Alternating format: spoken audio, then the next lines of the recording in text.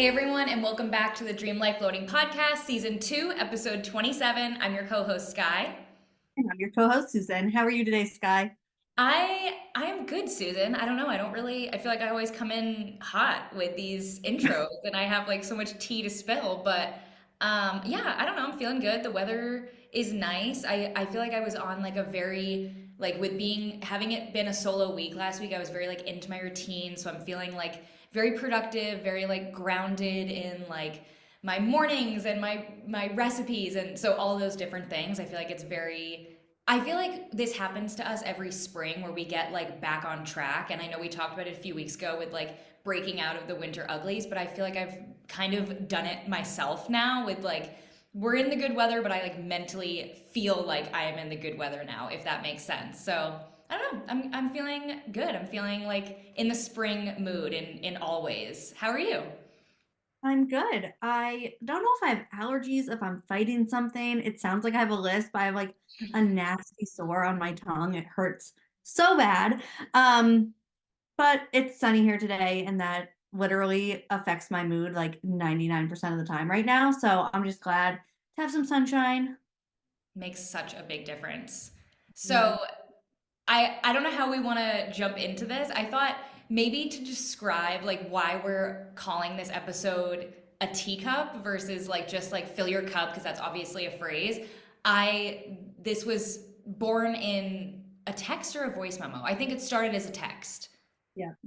that you and I had a text exchange that we had together, and I could probably find the text thread, but I wrote it down too, and I thought it would be good to just to share like exactly why we were talking about filling your teacup today.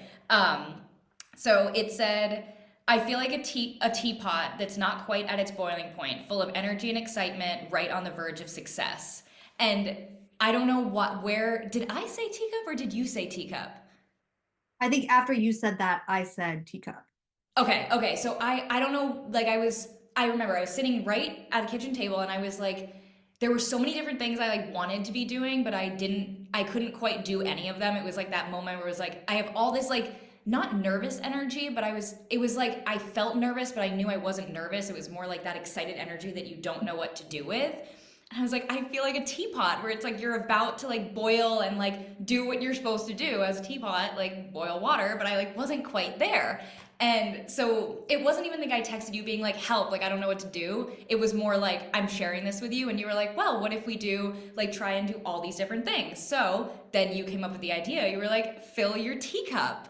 And of course, then you were like, wait a minute, podcast episode. So here we are. We are filling our teacups today. And I will say, I did quite a few of these things that you recommended, and I felt great. It really like grounded me. And it was like, I wasn't feeling bad anxiety. It was like that, like anxiety, like like your body confuses like excitement, nervous, anxiety a lot of those times. And I think that I was like feeling all of them at once. So I did a bunch of these different things and I ended up feeling like very grounded and like I really like turned a corner with it. So I'm excited to kind of dive into all these different ideas that we have on filling our teacups.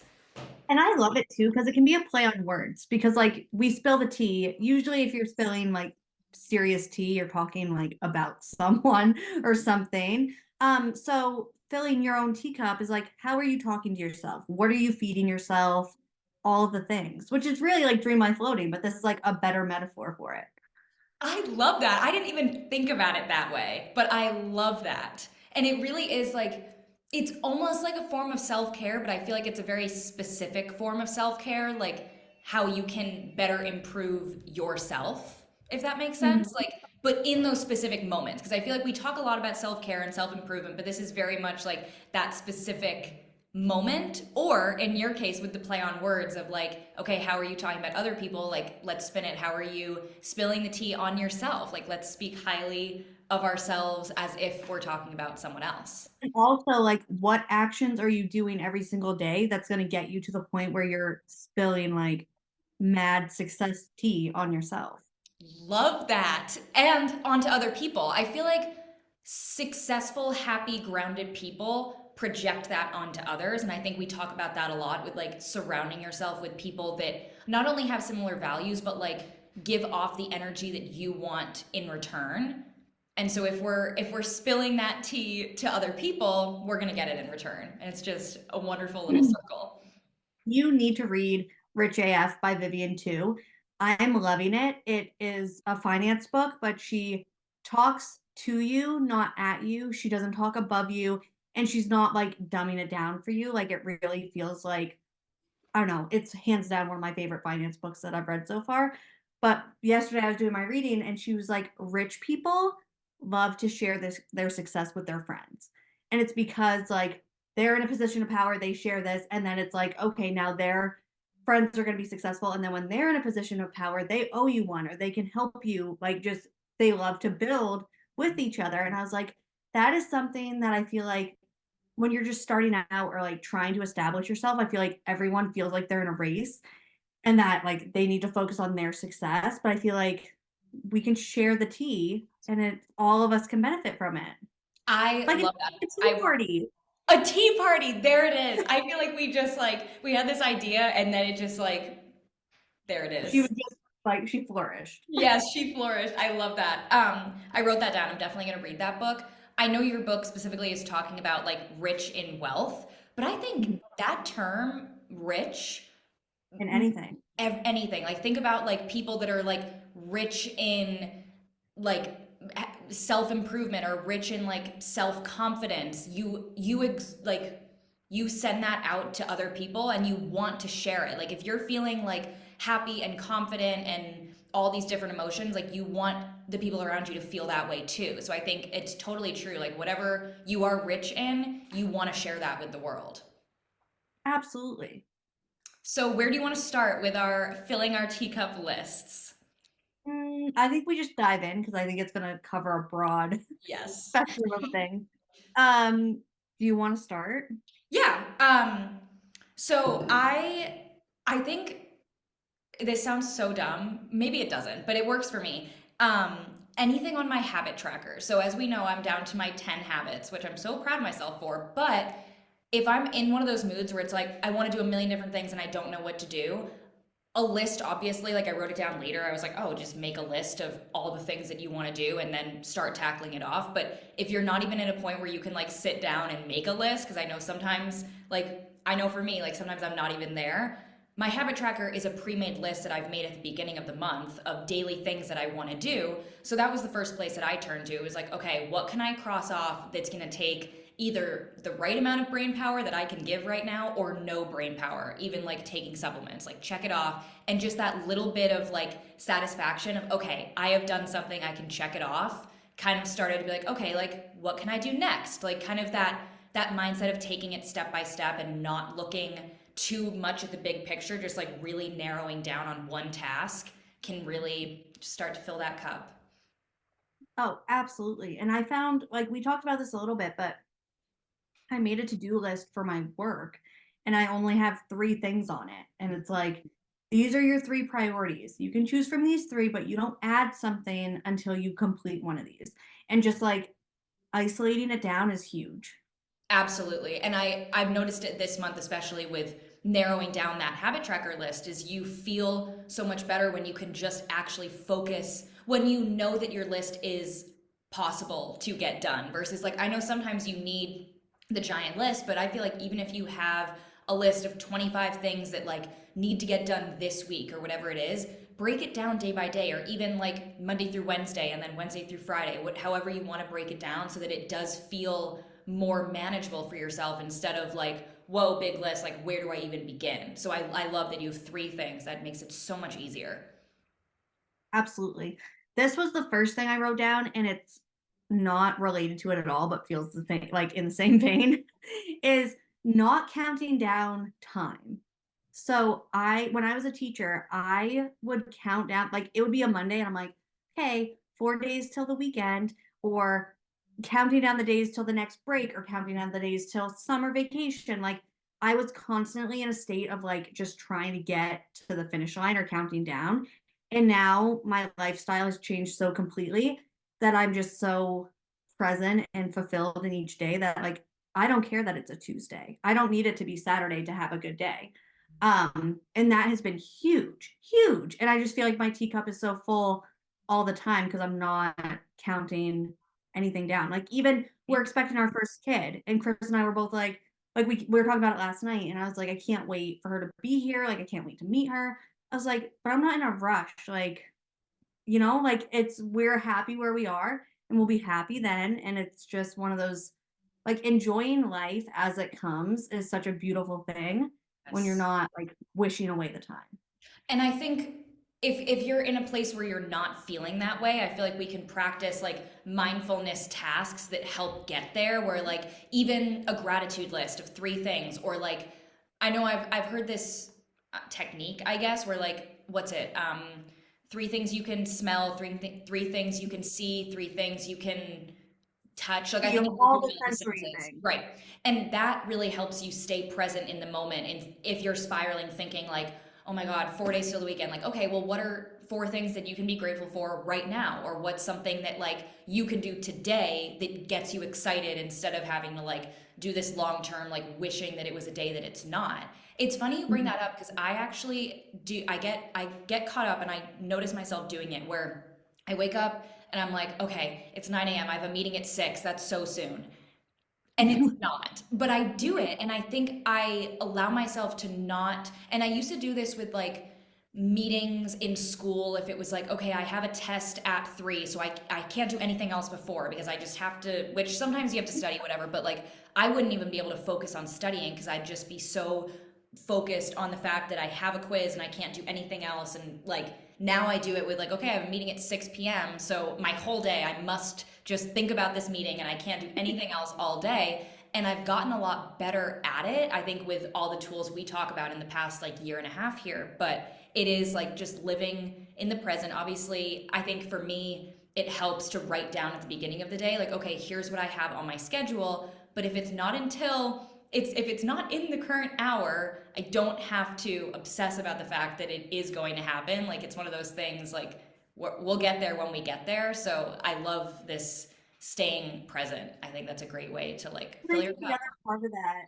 too is like if you're in a space where you are wishing away the days and you aren't happy in your every single day life, that's okay. Yeah. Acknowledge that, identify that, and then work on making your days 1% better every day. Like, what are little things you can do to make your Tuesday that you hate a better day? And if that's your job, like if you hate your job, then okay, identify that and shift your mindset that you're going to be finding a new job Yep. and start working towards that. Get your resume built up, make sure your LinkedIn's up to date. Like there is stuff you can do every single day to prepare you for the life you want until you get there. Absolutely. Yeah, And you then don't have to be. I think it can often happen where you feel stuck in a situation. And even though you might be stuck because you don't have another job, like just to go with this job example, you don't have another job lined up. So you're like, well, I'm stuck. I need to be making income. I have to stay in this job. Like, okay, sure, for the present moment, you are quote unquote stuck, but can you go and get yourself a nice lunch during your lunch break so that you have some pocket of joy in your day that you feel stuck in? And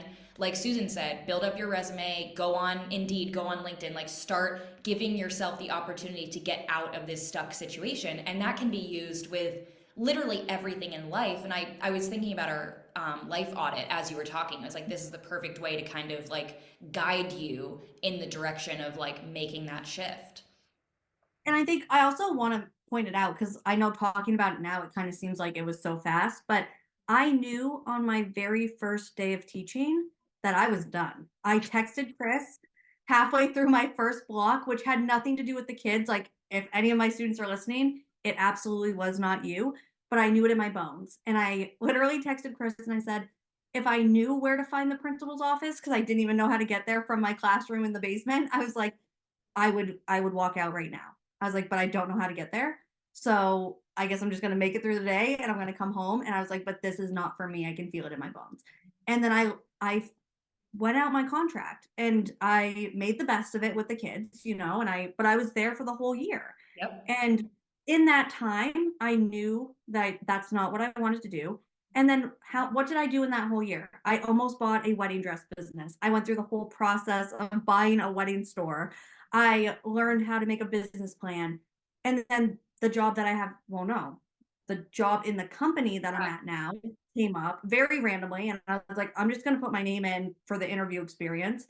And then I had the interview and I was like, this would be really fun. Like, it wasn't even on my radar. Got this job and then eventually migrated a year later into the job that I have now that I love. I'm obsessed with it. So it takes time. I mean, this has been what is it, 2024? This has been a 2.5 year, no, almost 3 year process. But now I'm filling my teacup every day, literally. Literally. So And I it's think you have gotten so on autopilot that your teacup is being filled for you by all the things around you that you have crafted to being what a dream life looks like for you. I mean, this morning is a perfect example of that too. I woke up so grumpy, like wrong side of the bed. Like Chris even was like, "Can you roll over and like look at me?" And I like rolled over. I was like, "What do you want?" Like I'm not, I'm not in the mood. And then I got up and I did little things. I made our bed. I made a cup of coffee. I ate, and then I was like, "Oh, life's not bad. Like I love my life. I didn't have to get up and teach children today. Like I got to get up and walk upstairs and clock in and work on a content strategy. Like, how fun is that?" And I knew that we had our teacup episode today. I was like, I get to record the podcast today. Like, all these little things that I love, and my day turned around. So it's filling your teacup every day, like in the long run, in the short run, like it's so applicable everywhere. I love all those little examples you brought up of all these little things you did this morning that ended up working their way towards like changing your mood. And I I think it think was 45 minutes, it's amazing. literally 45 minutes from Yeah, like piss poor attitude to like, oh no, like I'm good. everything's gonna be fine. Yep. And I think I love that you acknowledged, I think that's also a really important topic to talk about. And I know we talked about this for me on Friday, and then we talked about it for you today, is acknowledging the bad mood that you're in or acknowledging the negative emotions that you're feeling and being okay with that. I think it's so important to say, like, I'm in a grumpy mood, or like, I'm upset about this, or whatever it may be. Like, you don't have to immediately change your mood. Like, you don't have to be in a good mood all the time. And I think it would actually be very unhealthy if you were. I feel like it's really important to feel all of those different emotions so that when you have the really positive ones, you appreciate them even more because you know what the opposite of that could be. So I feel like the fact that you acknowledged this morning, like, okay, I'm in a terrible mood, I'm grumpy, and you didn't, like, I think you kind of let yourself feel that and, like, okay, I'm gonna have my little moment. I'm gonna like have my mini tantrum internally, externally, whatever it was, and be like, you know what? We'll just start with food. And you did one step at a time. It was like you kind of you did it for yourself, but it took one little step and you just focused on, okay, I'll work out, I'll have my shake, I'll do this, like all these little tasks instead of being like, I'm in a grumpy mood and I have to clock in 2 hours and I have to make sure I'm in a good mood by then and I have no idea how to do it. You just broke it down. Mhm. Absolutely. And I think for this instance, like I live with my husband, he could tell that I was in a mood. Not to be And disturbed. and he picked up the slack. He was like, "I'll make breakfast. I'll make lunch. Like I can take care of this." So I really only had to focus on me, which made a huge difference. So shout out to Chris for letting me be a little troll this morning. And You have to. And I think like good on him for knowing that. And obviously you learn your partner's like expectations and habits and all of that, but good on him for allowing you to kind of just sit in that and not saying like, come on, Susan, like snap out of it, like let's have a good day. Like, no, he had to like we I don't know if we've ever used this phrase, but I know we've both heard it and probably everybody has, that like a relationship isn't you can help me with it. It does not not 50-50. Right. like if one partner is only showing up at 20%, the other has to give 80. So you And that always have to was, yes. but And I think that was you this morning, is Chris wasn't like, I'm at 50 and you need to meet me here, get in a good mood. He was like, nope, she's at 20. I'm going to fill to 80 and I'll make this work for both of us. And it felt just good. absolutely. And you did, and I think your partner helped, but I think you did it for yourself too, because you easily could have stayed in that bad mood if you hadn't chosen, once you solved, if you chose to like allow yourself to get out of it. Sometimes I wish that we were like the Kardashians and had like a reality like film crew, because I sat at the kitchen table, which is that's not like me. And I literally was like this. Oh my God, you I were was just pouting, pouting. like full on pout. And he was like, he turned around at one point and was like, "What is your problem? Like, what is wrong?" And I was like, "Nothing." And he was like, "Well, clearly something's wrong. Like, can you just vocalize it so maybe I can help you?" Like, Do you need food? What's the problem here? I was like, I'm just mad. He was like, It I'll happens. call you. He was I know. probably worried fitness food or something, but I know we talked about it at the beginning of the episode, just kind of both situationally, but sunshine, I think especially if you're in like either, I feel like we have two different moods here. We have the mood I was talking about where it's like that energy that's bubbling and you don't know how to utilize it, and then the opposite where it was like grumpy, get yourself out of that mood. And I think the sunshine can help in both and all of these situations. I know this is actually what I did whenever was it Thursday when I was having my little teapot moment is you were like go for a walk and I was like I don't want to leave the house, like it was just like that. So I set up my yoga mat outside in the sun and I did a yoga flow in the sun on my patio. And it was so luxurious and like it, I like even in the moment I was like, this is such a that girl thing for me to be doing. Like it was just like, yes, I am doing this. And I spent it was a 20-minute yoga flow. Like it literally took 20 minutes. I got to bake in the sun. I had movement. So it was like I'm hitting all these things. I was getting sunshine, I was exercising, I was meditating, like which I also from like a habit point of view, I was like check check check. Like how many different habits is that checked off in one 20-minute span, but it really flipped my mind because I was off my phone. I was focused on this instructor in my yoga video, like telling me what to do. I was in the sunshine, listening to the birds. Like it was just very therapeutic in like mentally and physically. yeah. I think a big part of my issue this morning too is I'm trying to shift into an afternoon workout girly. So I think it is a matter of figuring out what works for me in terms of getting up and being in a good mood versus getting up and just working out because I know that that will immediately put me in a good mood. So just trying to find that balance and like restructuring a schedule that you've had for years is tough. But I'm like, my lifestyle is about to change completely and I'm tired. Like I need the extra sleep. So we don't need to kill ourselves getting up at like 4 a.m.'s done. Like we're gonna be 5 a.m. at the earliest, which is fine. You heard it here first, people. 4 a.m. is done. 4 a.m. is done. She is dead to us. She is, and I am really happy to hear it, Susan. I think it's so good for you, especially as you transition into motherhood. I think, because I think you would have hit this point no matter what. Like, there's just no way you would have been up at 4, or you might be up at 4 with your child, but it's certainly not going to be by choice. But I think the fact that you've made this transition and you're like, I am so happy to be sleeping in, which the fact that sleeping in is 5 is still like, for me, like, Susan, this is amazing. I think it's great because I think you're allowing yourself to adapt with the times, with the situation, with the lifestyle. And I think a year ago, that would not have been the case. So I love even just the growth of you saying, like, we are no longer waking up at 4 a.m. Like, that is a big deal. This is big. It was actually Chris induced last night. It was like probably 9:45, almost 10. And I was reading and he was watching a show and he was like, do you want to go to bed? And I was like, I mean, I can stay up for a little bit longer if you want to. He's like, no, like, let's go to bed. And he was like, hey, and he said it so kindly too. He was like, if you're not gonna get up and go to the gym, can we maybe not set the alarm for 4 a.m. anymore? And I was like, yeah. And then like a single tear comes out of my face. He's like, Susan, I'm not trying to be mean. I'm like, you're not being mean. I was like, it just makes me sad. And he was like, I know you're tired because of the pregnancy and like I don't want to make you sad. He was like, I just can't do it because you don't hear the alarm, but I do.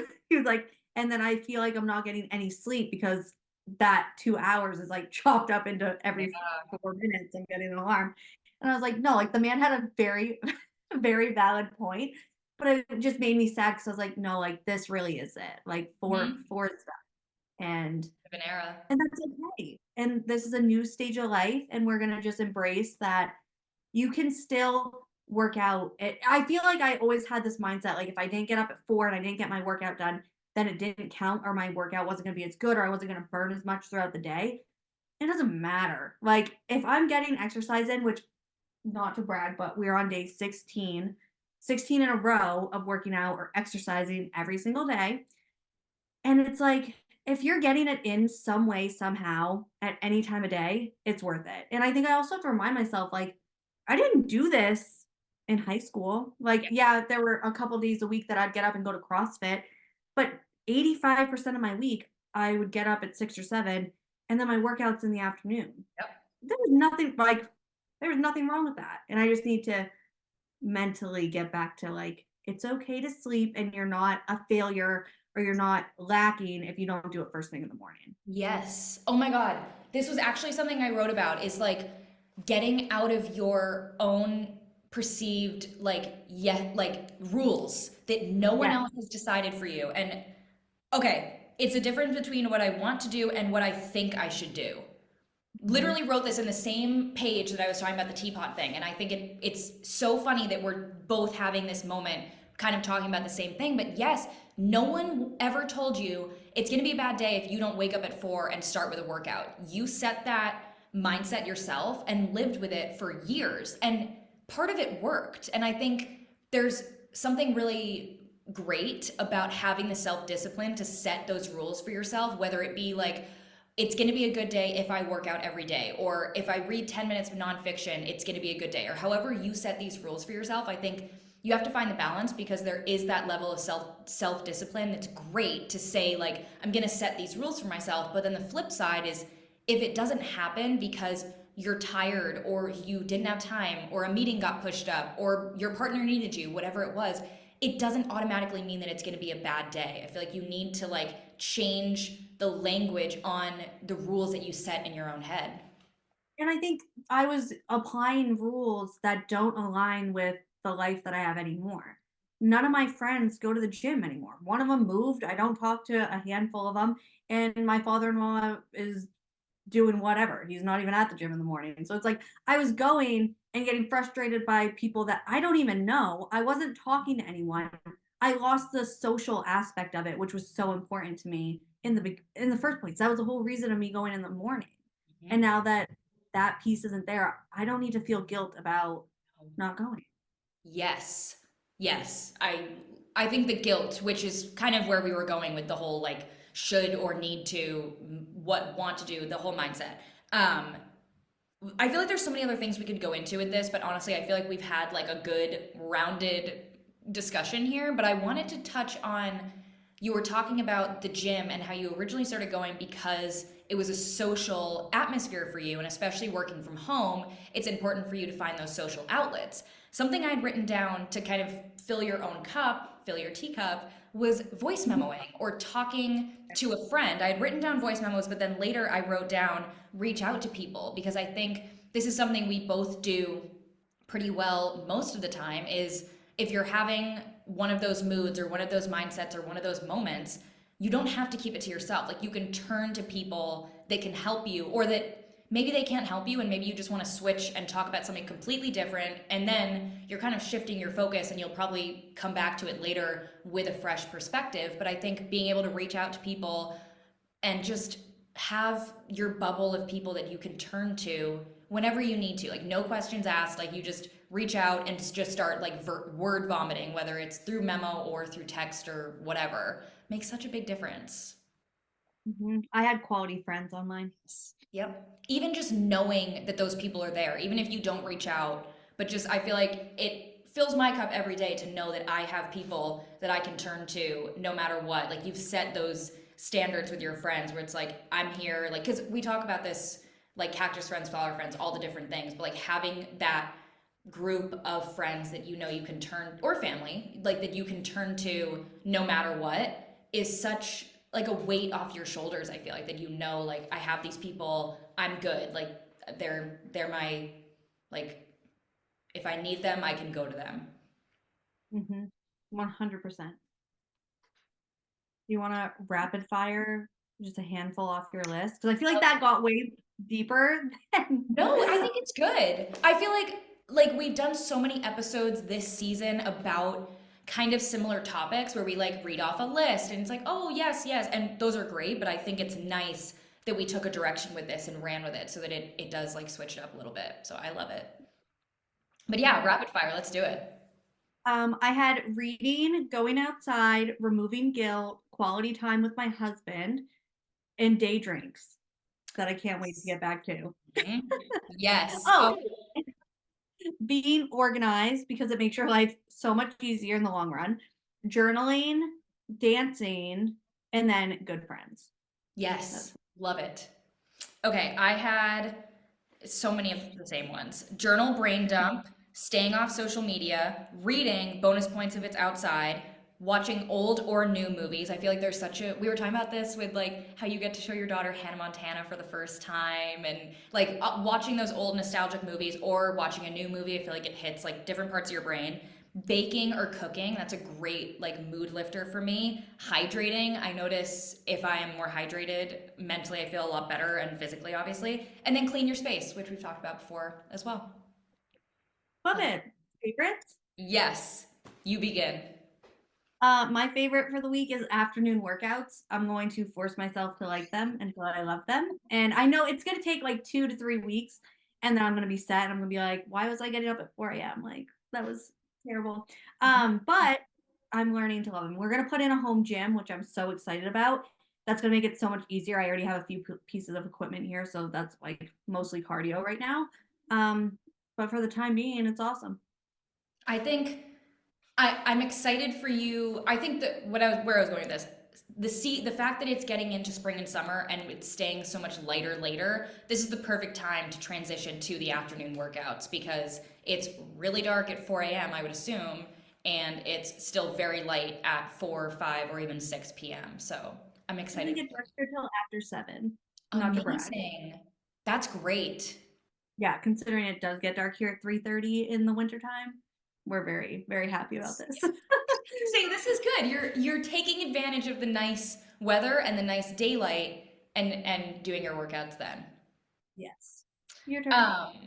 My favorite was my snack plates. I always have liked like the snack plate, but I think last week with it just being me, I really dove in and made them, I think almost every day, but it's just so fun and there's so many different like pieces of it. Like it's almost like, you know, in school when we had like it was like the graphic of showing like all the food groups and how much you should eat of each food group. That's what I feel like my snack plate looks like, kind of unintentionally, but it's like I had my little prosciutto, I had my baby bells, fruit, veggie, the hard-boiled egg, and it's so much fun to eat because it's like your own little mini charcuterie board almost, but they keep me full. I feel like I was eating so well last week because it was just so many fruits and veggies and protein, and I felt great, and I like making them. It's like a fun little like project almost.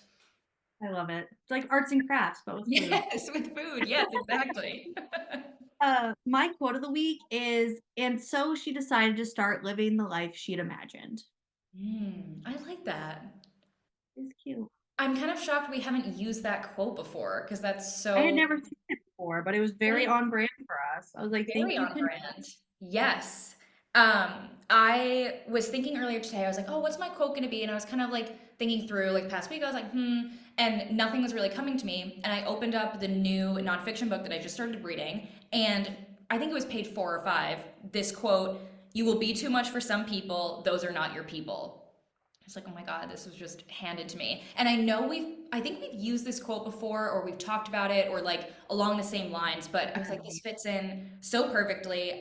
The book is called Ask Like an Auctioneer. I'm only on page 25, but I already recommended it to you earlier today, but I really like it. It's basically this woman who is using the skills she has and learned as an auctioneer into her life, like how to ask for what you want and get it, and kind of like using that in life and not just like obviously as an auctioneer. But I love the mindset. I love the style of the book, and I'm really excited to dive in more and probably share more about it on here in the next couple weeks. So yeah. Well, that was a fun episode. I enjoyed it thoroughly. I hope you guys did too. Like, subscribe, leave a review wherever you're listening from. We do read them and appreciate them. Always. Thank you guys so much for listening, and we'll see you next week.